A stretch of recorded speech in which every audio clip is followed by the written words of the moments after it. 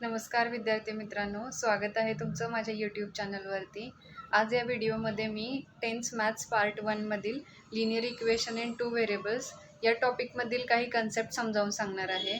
हा संपूर्ण video board एक्झामसाठी खूपच महत्त्वाचा आहे, तर व्हिडिओ शेवटपर्यंत नक्की बघा. चला तर मग सुरू करूया. सगळ्यात आधी आपण बघणार आहोत linear equation in 2 variables. So याची डेफिनेशन अशी आहे की an equation which contains 2 variables and the degree of each term containing variable is 1 is called as linear equation in 2 variables. So याचं मिनिंग असं आहे की असं इक्वेशन ज्याच्यामध्ये 2 व्हेरिएबल्स असले पाहिजेत आणि प्रत्येक टर्मची डिग्री ही 1 असली पाहिजे, त्याला लिनियर इक्वेशन इन 2 व्हेरिएबल्स म्हणतात. पुढे कंडिशन दिलेली आहे, जर suppose ax plus by plus c हे general form of linear equation असेल तर a b c हे काय रियल नंबर्स आहेत आणि त्याच्यामध्ये a b should not be equals to 0 at the same time. So ह्या कंडिशन्स मी इथे समराईज केलेल्या आहेत. First condition is 2 variables present असले पाहिजेत. त्यानंतर degree of each term should be 1 and a b should not be 0. So या 3 condition आहेत. या 3 कंडिशन जर सॅटिस्फाय झाल्या तर आपण त्या इक्वेशनला लिनियर इक्वेशन इन 2 व्हेरिएबल्स म्हणू शकतो. इथे एक जनरल इक्वेशन घेऊया आपण. 3x - 4y + 12 is equals to 0. तर आता हे लिनियर इक्वेशन इन 2 व्हेरिएबल्स आहे की नाही कसं ओळखायचं. आता याच्यामध्ये 2 व्हेरिएबल्स आहेत. सो पहिली कंडिशन सॅटिस्फाय झालेली आहे. ओके, त्याच्यानंतर त्याची डिग्री बघायची आहे. इथे 3x हे काय आहे, पहिलं टर्म आहे आणि दुसरं टर्म काय आहे 4y. तर याच्यामध्ये व्हेरिएबल्सची डिग्री बघायची. ते काहीच नाही म्हणजे काय 1 आहे आणि वायमध्ये सुद्धा काहीच नाही म्हणजे काय 1 आहे. सो या दोन्ही टर्मची डिग्री काय आहे 1 आहे. तर सेकंड पण कंडिशन सॅटिस्फाय होते. थर्ड कंडिशन काय A B should not be 0. तर 3 अँड 4 हे 2 व्हॅल्यूज ज्या आहेत ह्या 0 नाही आहेत. सो थर्ड कंडिशन पण सॅटिस्फाय झालेली आहे. तर 3x - 4y + 12 is equals to 0 हे काय आहे लिनियर इक्वेशन इन 2 व्हेरिएबल्स आहे. तर आपण इथे एक चार्ट घेतलेला आहे ज्याच्यामध्ये इक्वेशन्स दिले आहेत. तर आपल्याला ओळखायचं आहे की लिनियर इक्वेशन इन 2 व्हेरिएबल्स आहे की नाही. तर फर्स्ट इक्वेशन आहे 4m + 3n is equals to 12.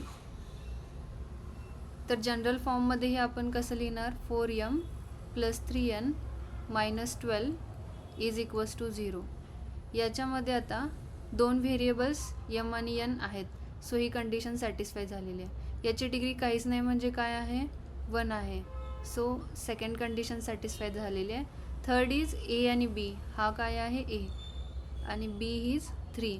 So a आणि b 0 नाही आहेत. So this condition is also satisfy. त्यामुळे इक्वेशन इन 2 व्हेरिएबल्स आहे. सो इथे यस लिहिलेलं आहे. ओके, त्यानंतर नेक्स्ट एक्झाम्पल आहे 3x² - 7y is equals to 13. तर याला जनरल फॉर्ममध्ये आपण असं लिहू शकतो 3x² - 7y - 13 is equals to 0. आता याच्यामध्ये x² आणि y हे 2 काय आहेत व्हेरिएबल्स आहेत. सो 2 व्हेरिएबल्स आहेत, ही कंडिशन सॅटिस्फाय होत्या. आता त्यांची डिग्री बघू आपण. इथे डोक्यावरती जो व्हॅल्यू असते ती डिग्री असते. सो एक्सच्या डोक्यावर 2 आहे. सो याची डिग्री काय झाली 2 आणि वायच्या डोक्यावरती काहीच नाही म्हणजे काय 1 आहे. सो वायचं टर्म जे आहे ते सॅटिस्फाय होते, बट एक्सचं जे टर्म आहे त्याची डिग्री 2 आहे. सो ही कंडिशन सॅटिस्फाय होत नाही. त्यामुळे 3x² - 7y is equals to 3x² - 7y is equals to 13 जे इक्वेशन आहे हे काय आहे, हे लिनियर इक्वेशन इन 2 व्हेरिएबल्स नाही आहे. नेक्स्ट एक्झाम्पल आहे √2x - √5y is equals to 16. याला जनरल फॉर्ममध्ये आपण असं लिहू शकतो √2x - √25y - 16 is equals to 0. याच्यामध्ये सगळ्यात पहिले कंडिशन 2 व्हेरिएबल्स आहेत की नाहीत. सो x आणि y हे 2 व्हेरिएबल आहेत. याची डिग्री काय आहे 1 1 आहे. सो सेकंड कंडिशन पण सॅटिस्फाय झालेली आहे. थर्ड कंडिशन ए आणि बी. एची व्हॅल्यू √2 आहे आणि बीची व्हॅल्यू काय √5 आहे. त्यामुळे हे 0 नाही आहेत. सो ही कंडिशन पण सॅटिस्फाय होते. So √2x minus √2 5y is equals to 16 हे काय लिनियर इक्वेशन आहे. नेक्स्ट इक्वेशन काय 0x plus 6y minus 3 is equals to 0. याच्यामध्ये x आणि y हे दोन व्हेरिएबल आहेत, यांची डिग्रीसुद्धा 1 आहे, बट इथे a ची व्हॅल्यू काय 0, त्यामुळे इक्वेशन इन टू व्हेरिएबल नाही आहे. त्याच्यानंतर सिमिलरली इथं 0y असल्यामुळं हे पण इक्वेशन इन टू व्हेरिएबल नाही आहे. एक्झाम्पल आहे 4/x plus 5/y is equals to 4. याला आपण असंही लिहू शकतो 4x⁻⁻1 plus 5y⁻⁻1 is equals to 4. आता याचे